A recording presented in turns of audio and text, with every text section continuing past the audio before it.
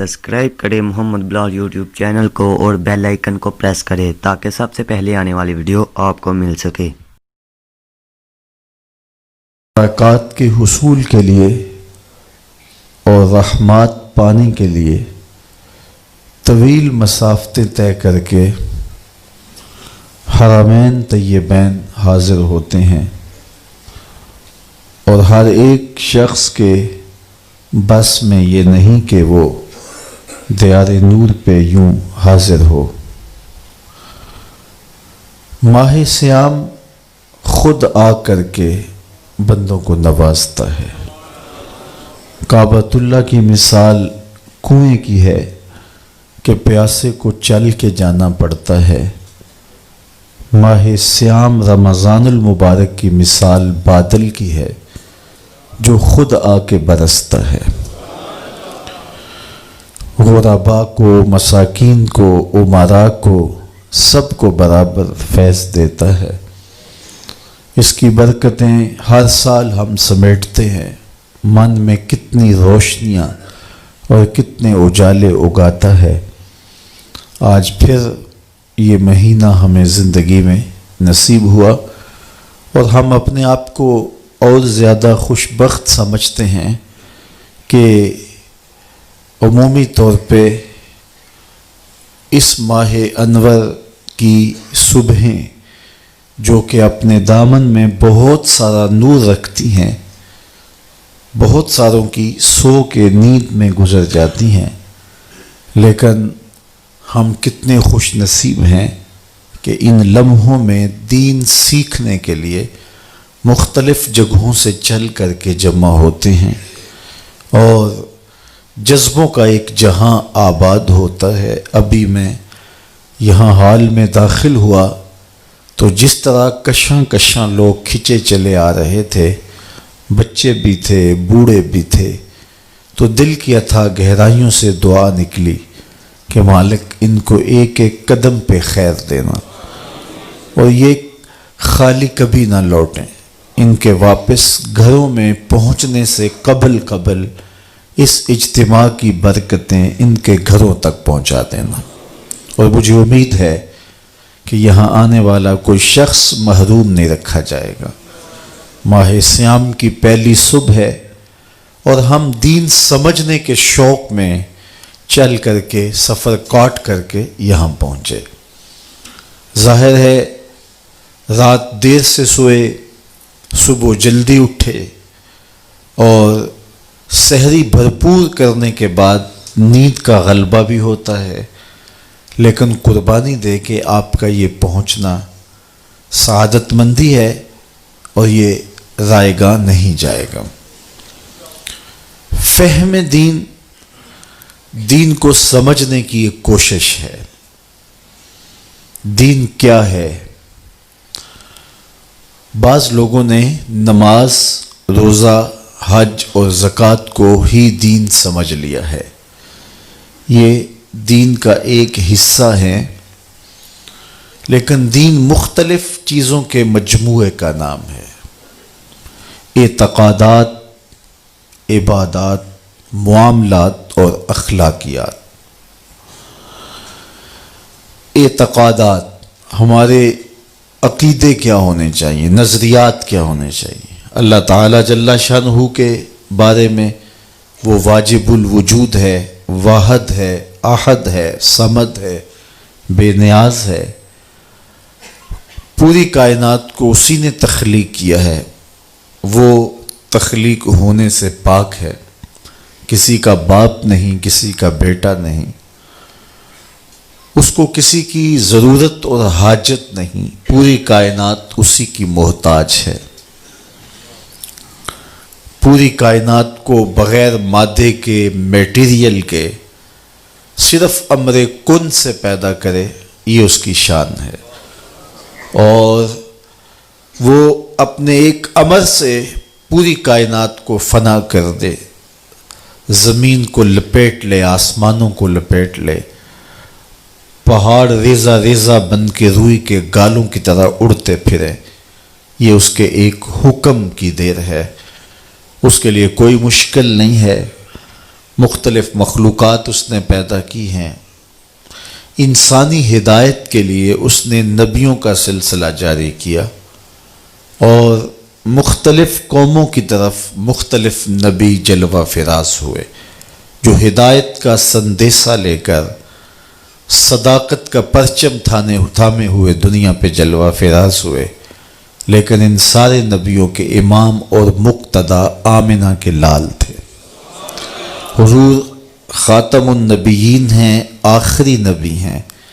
حضور کے بعد کسی ذلی بروزی اور کسی تشریعی اور غیر تشریعی نبی کی ضرورت باقی نہیں ہے۔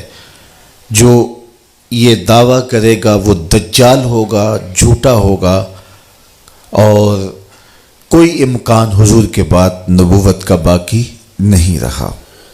اللہ نے اپنے محبوب کو بہت ساری شانوں سے نوازا، مختلف انبیاء پر کتابیں اور صحیفے نازل کیے، 4 کتابیں اور 100 صحیفے نازل ہوئے جو مختلف انبیاء پر نازل ہوئے۔ قرآن کے علاوہ جتنی بھی کتابیں اور صحیفے ہیں ان میں تحریف راہ پا چکی ہے۔ ہمارا عقیدہ یہ ہے کہ وہ کتابیں سچ کے ساتھ اللہ نے نازل کی، قوموں نے ان کے اندر قط و برید کی، اپنی مرضی سے کچھ شامل کر لیا، کچھ کاٹ دیا۔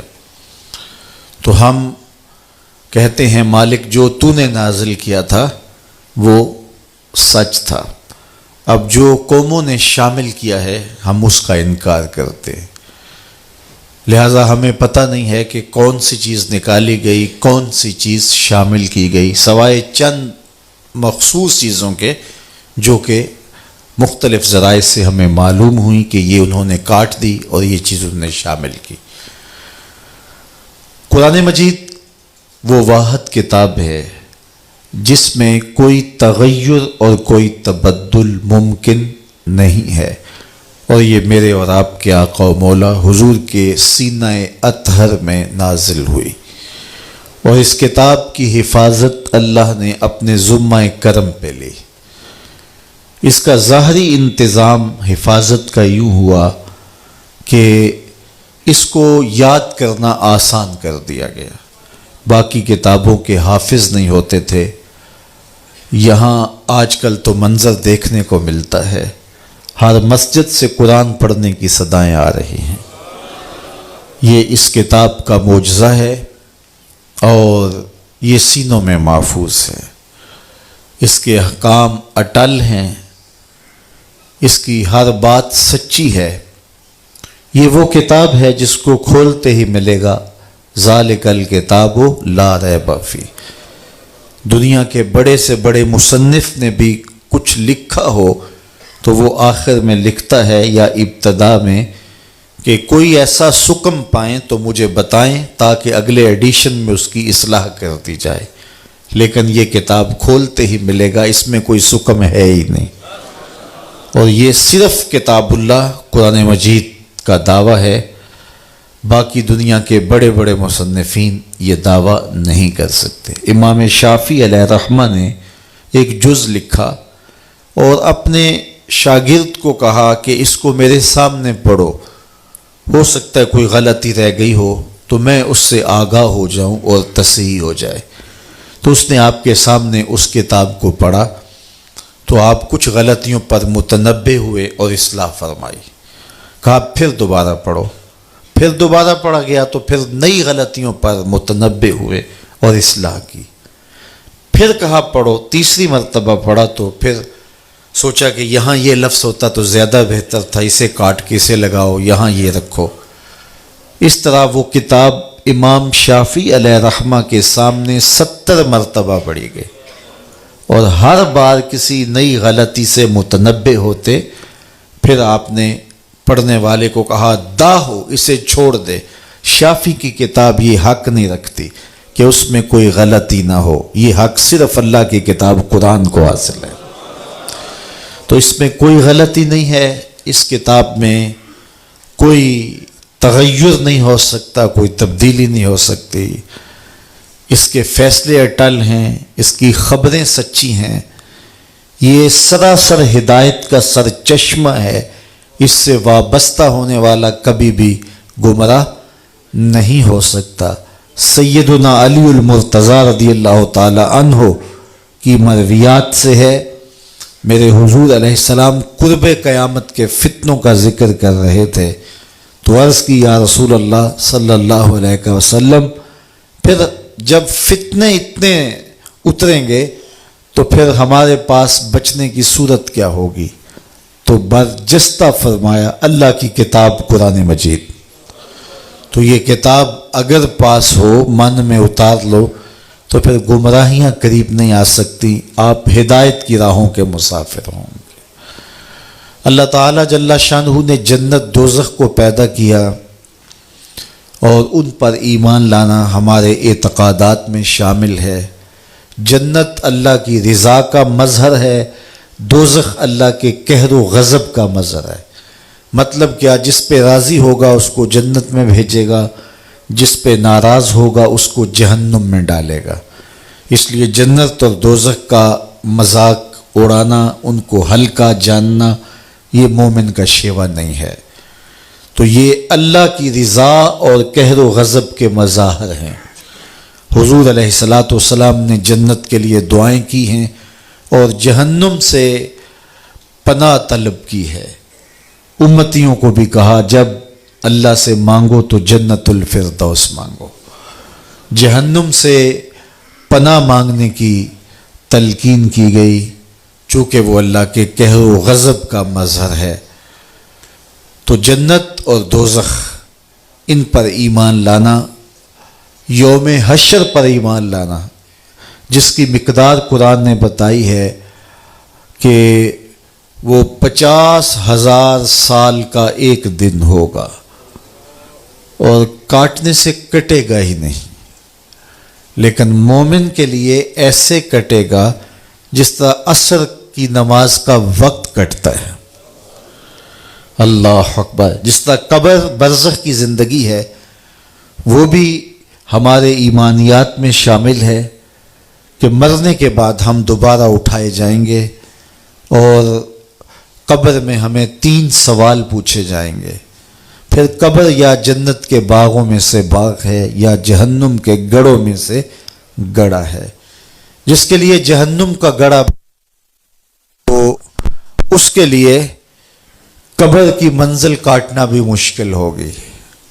وہاں عذاب مسلط کر دیے جائیں گے، سانپ مسلط کر دیے جائیں گے، بچھو مسلط کر دیے جائیں گے، لیکن جو مومن ہوگا اس کی قبر جنت کے باغوں میں سے ایک باغ ہوگی اور اس کے لیے قبر کی منزل کاٹنا مشکل نہیں ہوگی۔ وہ ایسے ہی ہوگا جس طرح ہار ٹوٹ گیا اور اس کے موتی اکٹھے کرنے لگا تو اتنے میں قیامت کھڑی ہوگی۔ تو یہ ہمارے اعتقادات ہیں۔ فرشتوں پر ہمارا عقیدہ کہ وہ ایسی مخلوق ہے جو مختلف شکلوں میں متشکل ہو جاتی ہے اور اللہ کی نافرمانی نہیں کرتی۔ اسی طرح جن بھی مخلوقات میں شامل ہے۔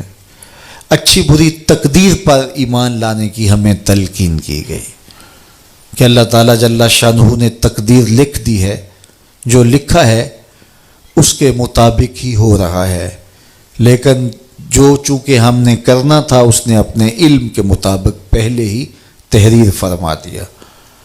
ہمارے دونوں کندھوں پر 2 فرشتے ہیں کرامن کاتبین جو ہمارے اعمال کو لکھ رہے ہیں اور قیامت کے دن وہ دفتر اللہ کے حضور پیش کر دیں گے، اور پھر وہ دفتر جس پر نامہ اعمال لکھے ہوں گے، وہ نامہ اعمال کا دفتر قیامت کے دن بندے کے ہاتھ میں دیا جائے گا۔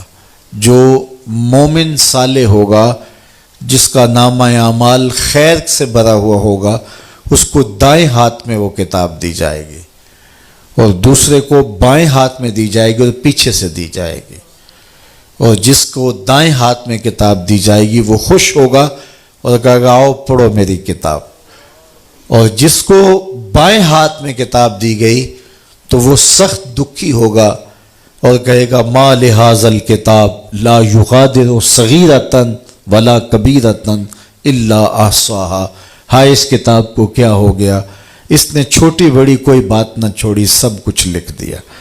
لیکن پھر پچھتانے سے کچھ نہیں ہوگا، آج کا پچھتاوا کل کی بہتری کی ضمانت ہو سکتا ہے۔ ایمانیات میں اور بھی بہت ساری چیزیں آتی ہیں اور ان پر ایمان لانا ہمارے اوپر لازم اور ضروری ہے۔ بنیادی ہمارے عقیدے تین ہیں: عقیدہ توحید، عقیدہ رسالت اور عقیدہ آخرت۔ تو یہ دین کا ایک حصہ ہے ایمانیات، نظریات یا اعتقادات۔ دوسرا حصہ ہے عبادات۔ عبادات میں نماز آتی ہے۔ دن میں 5 مرتبہ نماز مرد عورت پر فرض کی گئی ہے، اور مسافرت کی صورت میں، بیماری کی صورت میں بھی نماز کی معافی نہیں، سوائے خواتین کو ایام مخصوصہ میں انہیں رخصت دی گئی ہے، چھٹی دی گئی ہے، اور وہ اس کی قضا بھی نہیں کریں گی۔ ہاں، روزے کی قضا ان کے اوپر لازم ہے، لیکن نماز کی قضا ان پر نہیں ہے۔ باقی نماز کی بیماری کی حالت میں بھی چھٹی نہیں ہے، سفر کی حالت میں بھی چھٹی نہیں ہے، حتیٰ کہ اگر نماز کے لیے وضو کا پانی دستیاب نہیں ہے تو تیمم کر کے نماز پڑھی جائے گی۔